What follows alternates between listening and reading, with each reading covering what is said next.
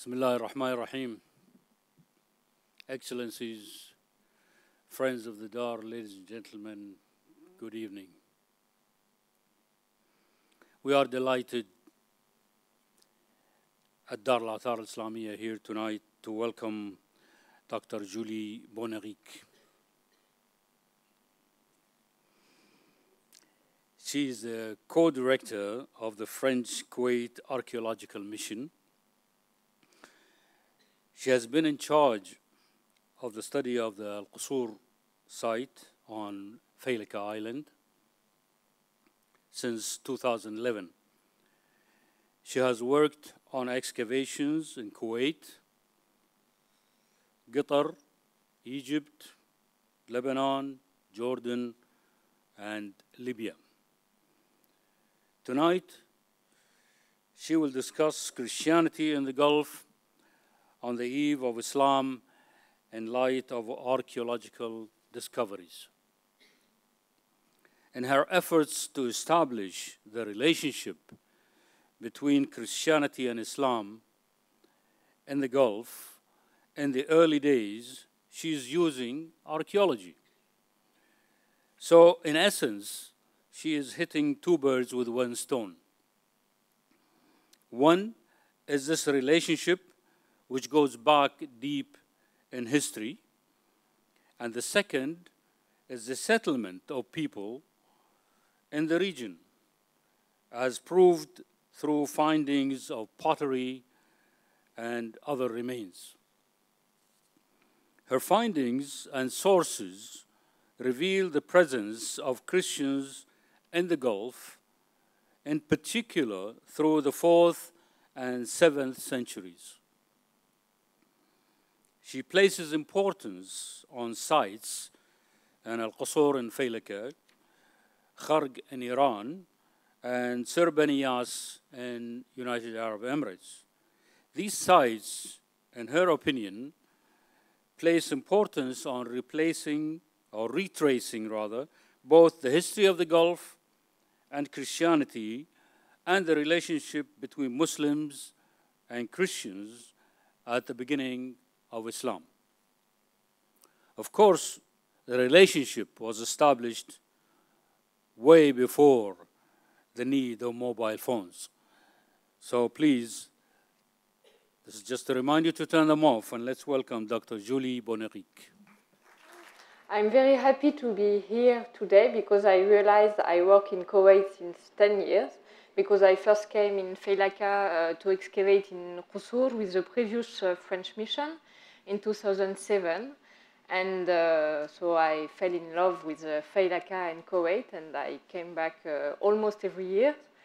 And so I would like to thank Dar al-Athar al-Islamiyya for inviting me, and Sheikh Hussa. And I'm very pleased to see professors from Kuwait University, His Excellency French Ambassador, and Dr. Sultan Al-Douish, which is the co-director of the French Kuwaiti Archaeological Mission in Failaka.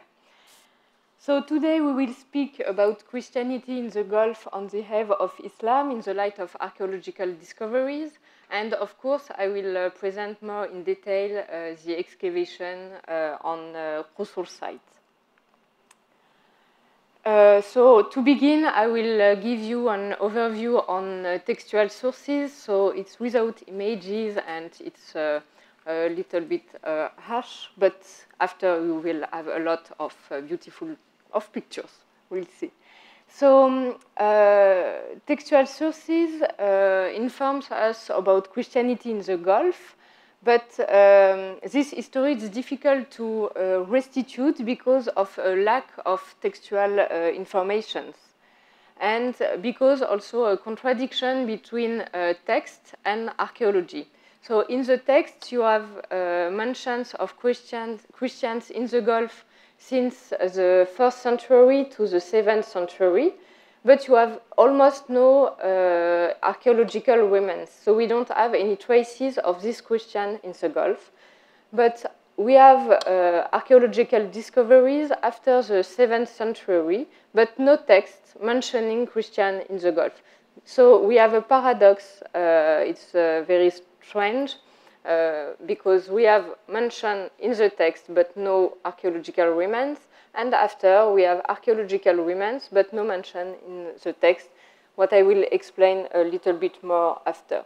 Nevertheless, the history of Christians in the Gulf is very rich and very fertile, and you know that some Syriac scholars come from the Gulf, like the famous Isaac of Nineveh. So we know there is a rich community, a Christian community in the Gulf according to the text.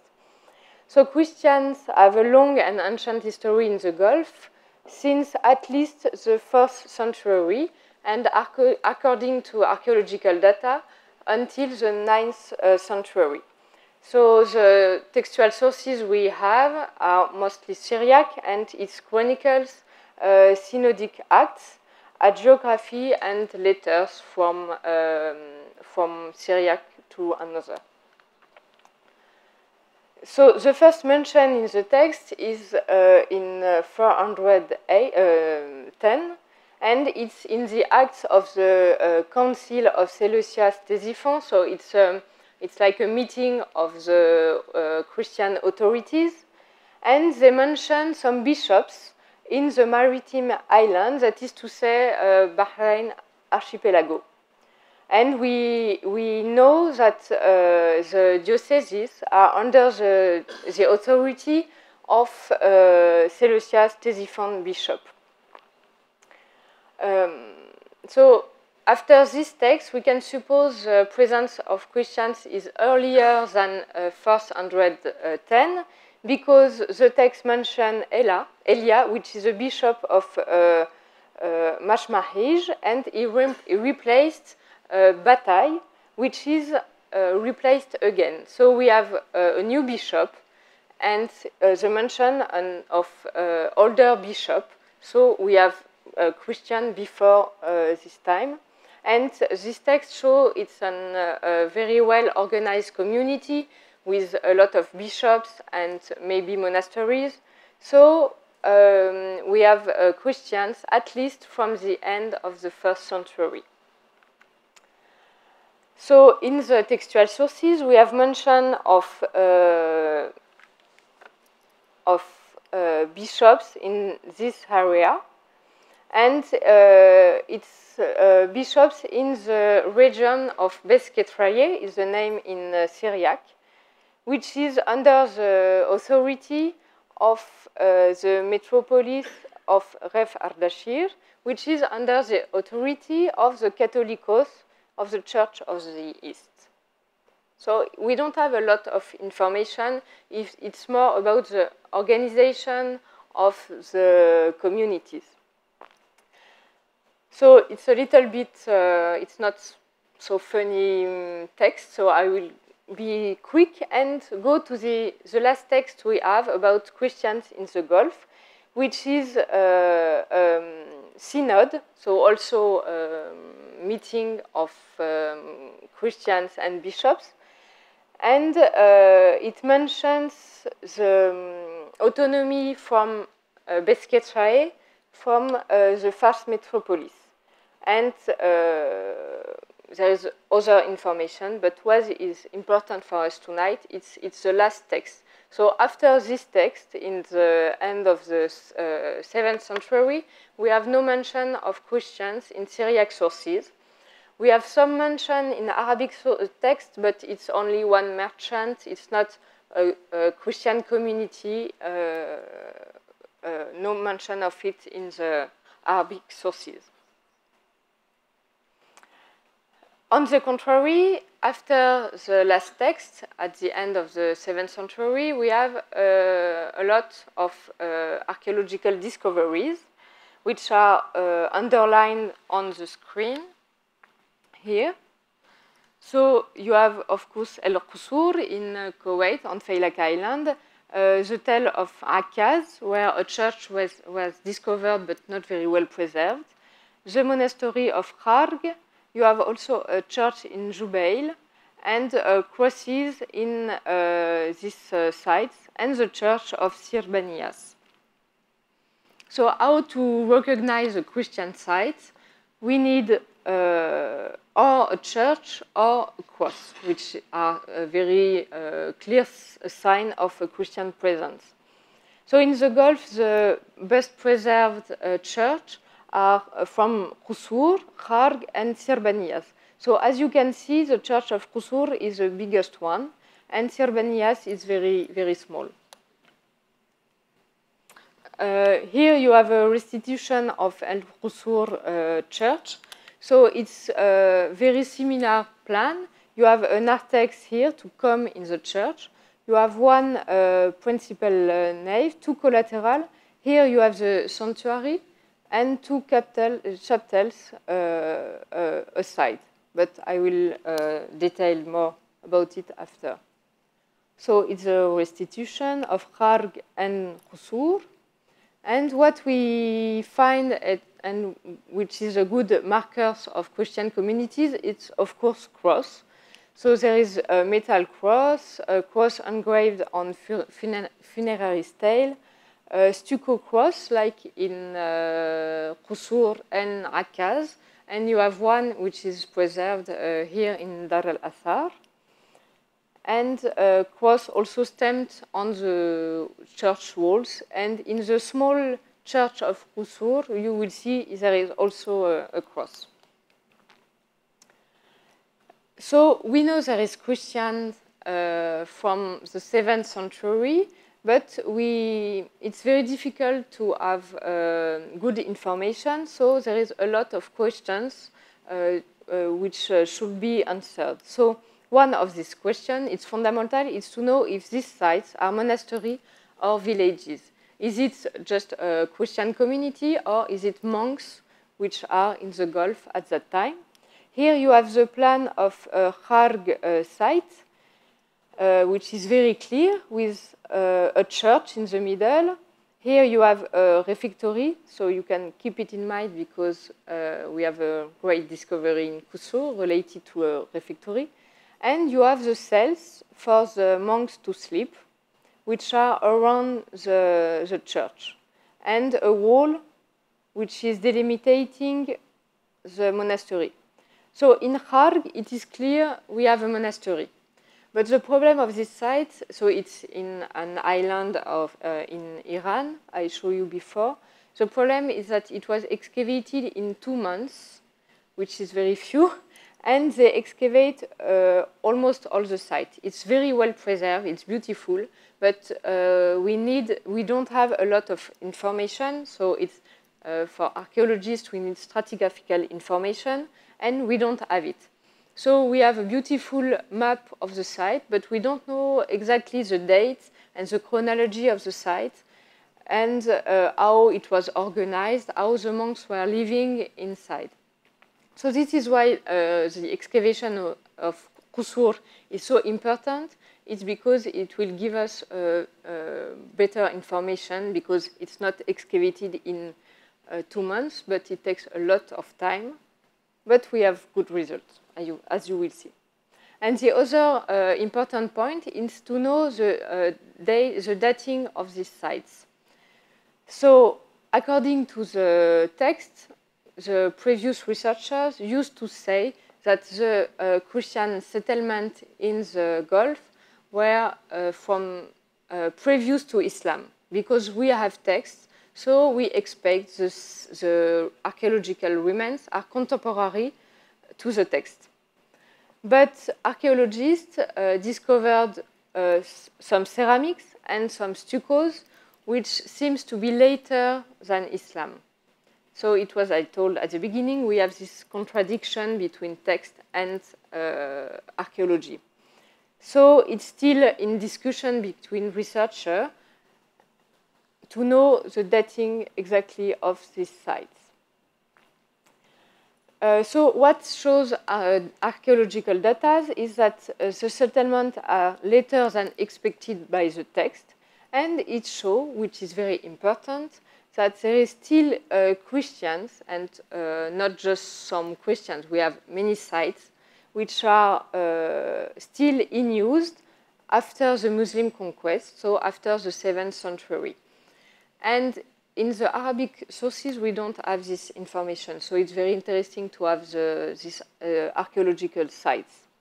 And it shows that the Christians and the Muslims lived together at the time in the Gulf.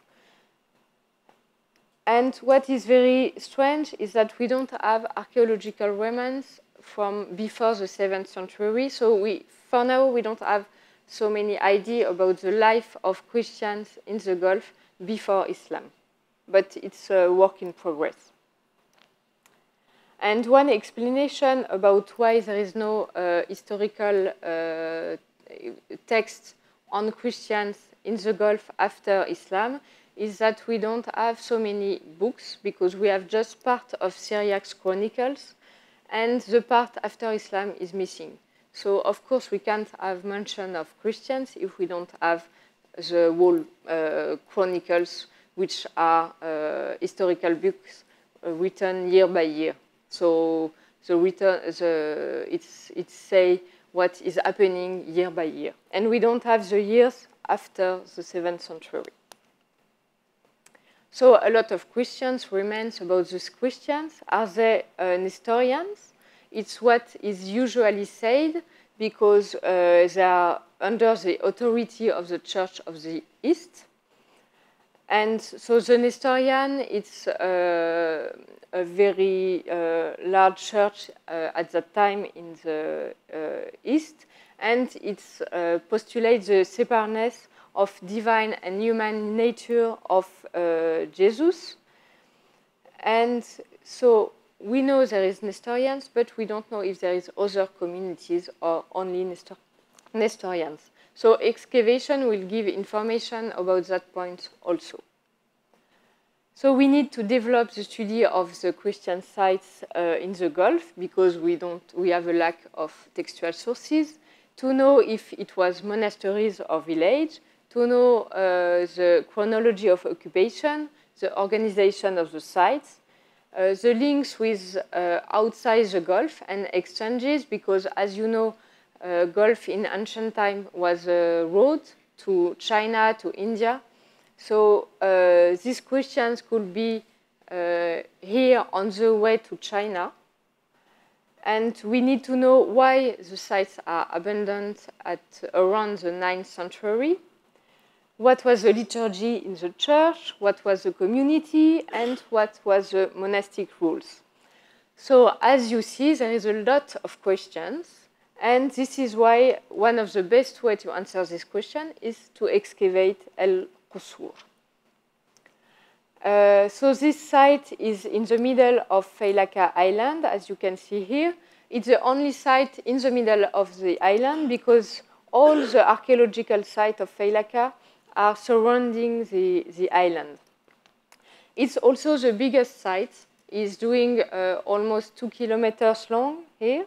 And you have, as you can see, a lot of remains on the whole area of the site. So this is a view of Qusur.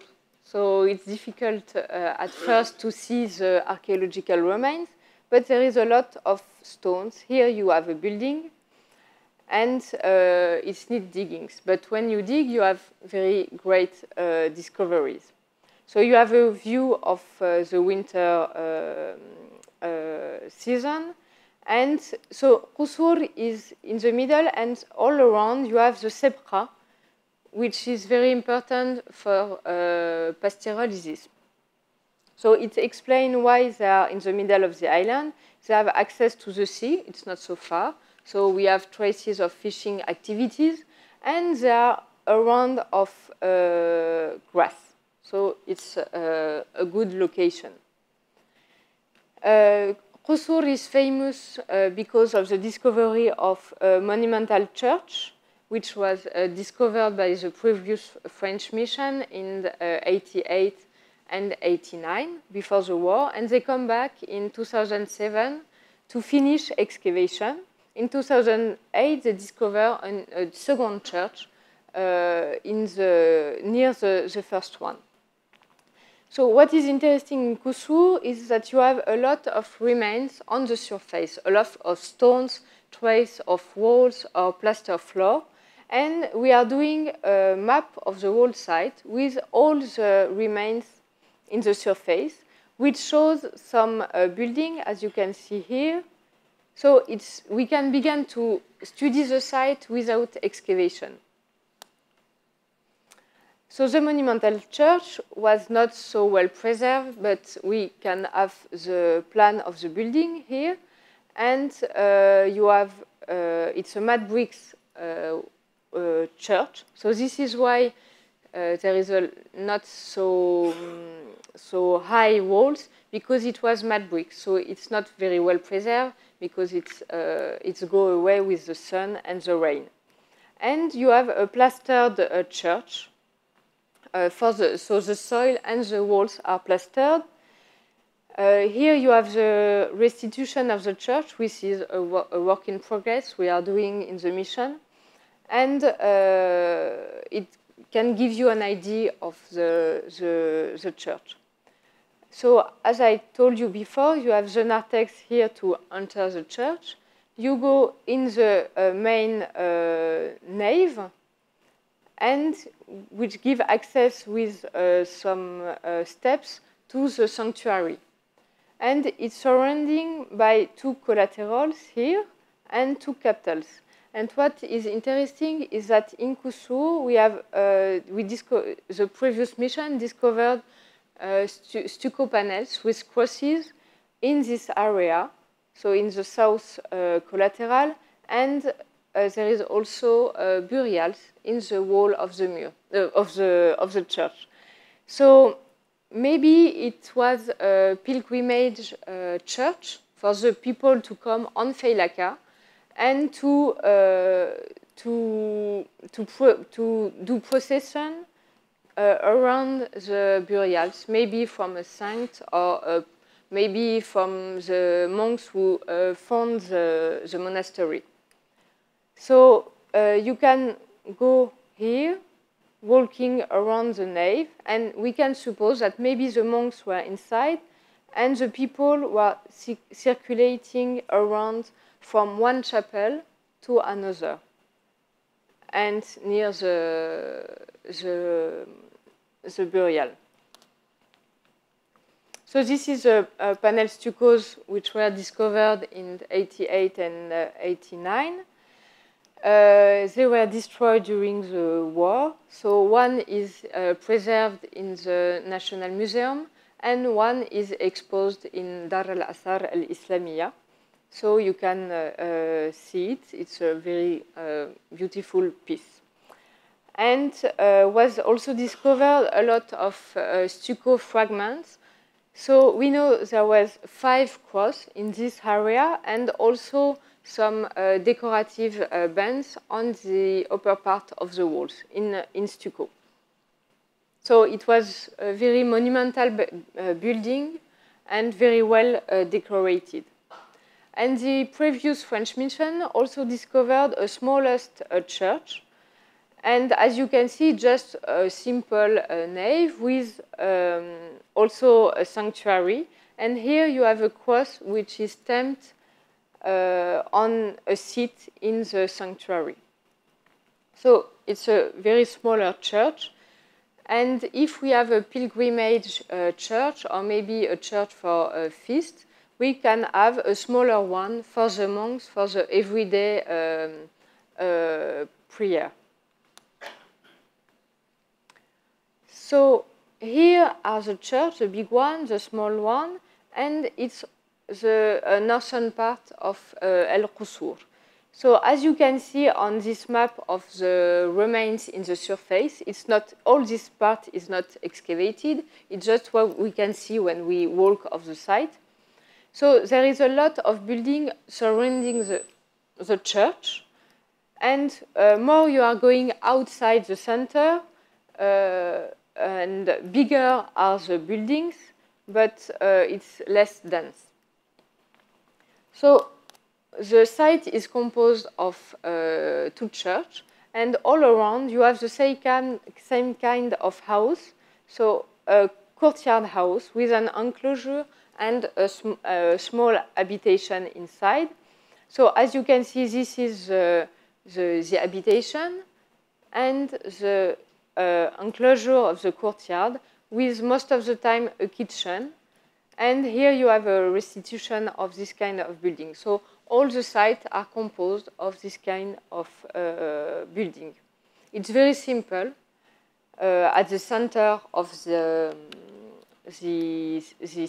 site. But if you are going outside, the buildings are bigger, and you have some more rich material like painted stuccos and glass and ceramic, which are different from the central part. Here, it's the place the Slovak team is excavated, so it's good because we can compare what have the French Coety team here in the middle of the site and what have the Slovak Coety team outside of the center. And they discovered painted stuccos. We have also an enclosed building, as you can see here, maybe for the community, like storage rooms to put or a community building to work together. It's need to be clarified.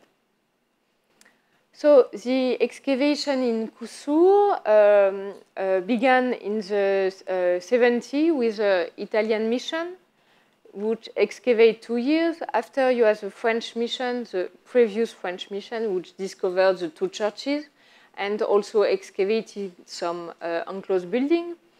The Slovak, Coety Slovak Archaeological Mission, which is excavating also, so in March, I think, and April. The Coety Polish excavation worked 3 years on Kusur, and the French Coety Archaeological Mission in Feilaka, which is still excavating, and we are on the field until the 1st of December. So our mission is a collaboration between the French Institute and the National Council for Arts, Culture and Letters, and is directed by Dr. Sultan Duish, which is here, and by myself. We have also, of course, a team of archaeologists. We study the material like ceramic, glass, metal, stuccos, bones, all kinds of objects, and drawers, curators, and we have the chance to have the pictures from Dr. Hamed El-Mutayri, which do kite pictures you will see after. We collaborate with CEFAS and with his new director, Abes Wash, which is here. And we benefited from the sponsorship of Total and Foundation Total until last year. And it was very helpful, so I want to thank them. So when we came in 2011, the site was excavated before by 4 missions. But we had still fundamental questions which were not answered, which are the chronology of the settlement and the nature of the site. So previous excavators used to say it was a Sasanian site and without, so not occupied during the early Islamic period. So we have a lot of ceramic from Abbasid period. And they used to say the church was used in the Sasanian period after nobody was in the site after the Muslim conquest, and people came back at the Abbasid period. So we wanted to clarify this point to know if it was a Sasanian site or early Islamic site, and to know if it was a village or a monastery. Because people used to compare the monumental church to other churches like Kharg and Sirbaniyas, what I showed you before. And in Kharg, it's clear it's a monastery. It's the same church, so people used to say El Khusur was a monastery. But we had no proof of that, because to say it's a monastery, we need to have or an enclosure to separate the monks from the outside, or a cells for the monks to live, or community building like refectory or library or scriptorium. And we had nothing of this kind. So we came and we did a program to clarify these 2 points, which are very fundamental to know the chronology of the site and the nature, and very helpful to better understand the Christianity in the Gulf. So I began the study of the material discovered by the previous excavation in the church. We did excavation and mapping of the whole site, and we just finished the map. So in this book, you don't have the whole map of the site because we just finished it 2 days ago. So we excavate north to the church and west to the church, because if you remember, in Kharg you have the church in the middle, you have nothing, and you have the cells. And in Qusur, it looks similar. So we excavate here. It's not good. It's here and here. So it's moved. We excavate there to see if we have an enclosure wall or cells for the monks. Of course, because it's archaeology, we didn't discover nor cells nor enclosure walls. So we discovered other things, but at the beginning I was a little afraid because we had no answer for the nature of the site. But we discovered these mud brick buildings, which is very interesting because you remember the buildings I showed you before. It's built on stones, and after you have mud bricks. And this building, it's only mud bricks. So it seems to be nothing, but it's very important because it's built as a monumental church all in mud bricks. And in stratigraphy and looking for the walls, we saw that this building is prior to this kind of building we have on the wall site. So it shows a previous installation, and we did, so as you saw, it's north to the church, and we did a trench, we dig between this building and the church, and it shows it's contemporary. So they built this building in the same time that the church, and after they built all the buildings we have around the churches. The churches. So it's a building with a courtyard here. So mud bricks, it's very difficult to see. So it's better if I show you in detail. And you have 3 rooms which are covered with a roof, and 1 room without roof. So it's this room which is not covered, and 3 rooms here with a plastered soil you see here. And related to this building, we discovered this kind of shirts, which are typically late Sasanian. And it's the first time we have clearly Sasanian ceramic, because before it was only Abbasid ceramic. So it seems to show that the church, which is built in the same time that the mud bricks building, is Sasanian because we have this material. And the other interesting discovery, which is more well preserved, is this building. As you can see, it's built with stone walls, and after it's mud bricks. We have 1.5 meters preserved, which is very high in Qusur, and plaster on the soil. And you have a reoccupation, it's later, I will show you.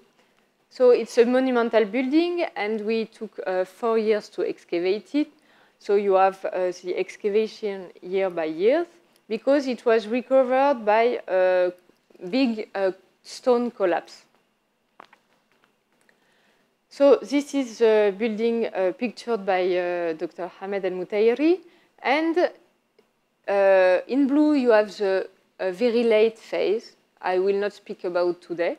And in gray, you have the original building here, which is composed of one large room, an unique room, and a portico which surround this room. So as you can see here, you have seats all around the room, which is very important. And if we compare this building with Harg, we can identify it as a refectory. So as you can see, you have one unique room here, and around a portico here, and a lot of doors. So you have 3 doors here, the same on this side, and 2 here. And also on the portico, you have a lot of doors. So we will do a restitution later, so it will be easier to understand the look of the building. So what is very interesting is that we have a refectory. So if we have a refectory, we have monks, so we have a monastery. So it's a very big discovery, not only because it's a well-preserved monument, but also because it's very informative about the nature of the site. And as you can see, it's very similar to the church also. So we have a central part here, which is closed by wooden doors, because when excavated, we discovered the sockets for the wooden doors. And all around, it's open on the outside. We don't have wooden doors to close it. And in the church, it's the same. Here, you don't have wooden doors to close the building. The plaster seems very similar. And so it gives the idea that it was a well-organized construction, and the same builders which built the church and the refectory in the same time. So you have a view of this very large building. So here's the portico and the room with a seat for the monks. So in the refectory, all the monks of the community came to eat together one time in the day. And this is why we have all these seats. So they were just eating in silence, and one of the monks was reading the Bible during the meal. So it's the function of this building. And the church is here. So it's very near to the church. So what we are excavating this year, because we finished excavation of the refectory, we are excavating north to the refectory, which is probably a food crafting area, which is also very interesting because we have a lot of phases, and it shows it was a long occupation. So it's not a small occupation from the Sasanian period as we thought before with the previous mission, but it's a long occupation, probably from the late Sasanian to Abbasid period. So from the 7th to the 9th century, and we can see they built and rebuilt the building maybe every 2 years. It's a very interesting area because we have a matbasa to do the dates syrup. So here, you can see it here. And we have here a structure with a lot of fish bones, and maybe a place to prepare dried fish also. We have jars intact which are preserved in the soil, so for storage. We have jars in plastered massif, and we are still excavating. So now we work here and in the middle. And it seems it's a U building like that, probably with an empty, with a courtyard in the middle. And what we are doing also is sieving. So we are taking the sediment and we sieve them to see the archaeobotanical remains. And we will do analyze to know what was the food inside and what was prepared, to know what the monks were eating and how they prepare it.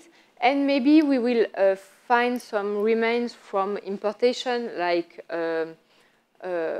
importation from India or China, and we will have information about the exchange between the Gulf and other areas. So it's very important. And we also we want to do some analysis of the sherds and the plaster in the Madbasa and in the cooking area. So it's special analysis to do what was inside the ceramic and the pottery and what was inside the tank and the Madbasa to identify also the food and what was prepared inside. So it's a second step in the study of the site is to understand better how was organized the site. And I will show you some sherds from the early Islamic period. So here you have a stamped sherd, probably for transportation jars. And Qusur is a site with this kind of sherds are the most numerous. So we have this kind of sherds in Iraq and in the Gulf, but in Qusur we have more than in other sites. And it's very beautiful pieces. We have also this kind of ceramic, which are beautiful but not very well preserved. It's very fine ceramic like this, and it's called eggshell because it's very similar to the aspect of the eggs. It's very, very nice ceramic. So as you can see, it's always 7th, 9th century, 8th, 9th century. We have this kind of jars also, which are inside with this kind of motif, and a lot of carinated cups recovered with turquoise glaze. So this is a drawing and picture of also undulated incision under the rim of blue glazed ceramic. And everything is from the same period, 7th to 9th century. So what we had, we had a lot of information at the end of our first phase of excavation. We know El Qusur is a monastery. So it's interesting to understand other sites in the Gulf and to know what kind of Christians were in the Gulf. And a monastery which is still in use after the Islamization of the region of the Gulf. So it's also very interesting. And it changed the history of the Gulf. And it gives information we don't have with the text. The chronology is precise. We don't have two phases with a gap. So one Sasanian, abandonment of the site, and Abbasid occupation, as told by the previous mission. We have one occupation, probably from the late Sasanian period until the 9th century. So we have to work more to know if the foundation was late Sasanian, and as we suspect, with the monumental church, the mud brick buildings I show you, which could be a cell for the monks, and the refectory. And after, so we have a small occupation, probably from the late Sasanian period, and after we have an enlargement of the settlement with all this building we see on the surface, you know, with this enclosure, courtyard, and main building.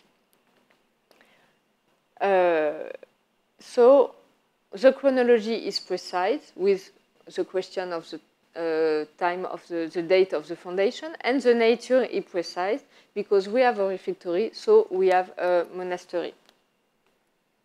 But there is still a lot of questions, and we will begin a new program next year because we are excavating and working on the publication now, because this is just a small book, and we will do a more precise one with all the documentation, and we are working on it. So you remember you have a lot of buildings in the center surrounding the churches, and after you have a less dense occupation with the same kind of building but bigger. So what we don't know for now is was the monastery surrounding by a village, or all these buildings were cells. It's still the question we have to answer. And also, we don't know why we have two churches. So in other Christian sites in the Gulf, you have just one church, not two. And here you have the monumental church and the small one. So there is many hypotheses, and it could be one church for the monks and one church for the people from outside, if it's a village, or a church for the monks, another for pilgrimage or feasts, with two different functions of the church. So we would like to do some soundings near the two churches to try to understand more these two buildings. And we also have to excavate these buildings to determine if it's cells or just house for normal people and not for monks. We also have to compare this site with other sites in South Iraq and Gulf to try to understand what was the community here, if it was Nestorian or other Christians, to try to understand the liturgy, because as you saw, the church has a very original plan with the burial and also with the stucco, so it could help to understand how was organized the liturgy inside the building. And a lot of questions to answer. How was organized the monastery? If we have other buildings like library, maybe scriptorium like in Kharg, maybe in the south part of the south to the church. So again, a lot of excavation. It's just the beginning.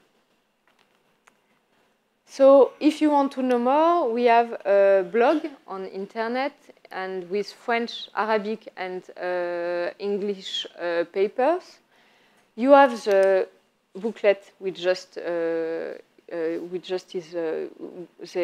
so the NCCL published it just 1 week ago, and you can follow us on Facebook also, and you will have information on excavation in the Gulf. And of course, I'm ready for the questions.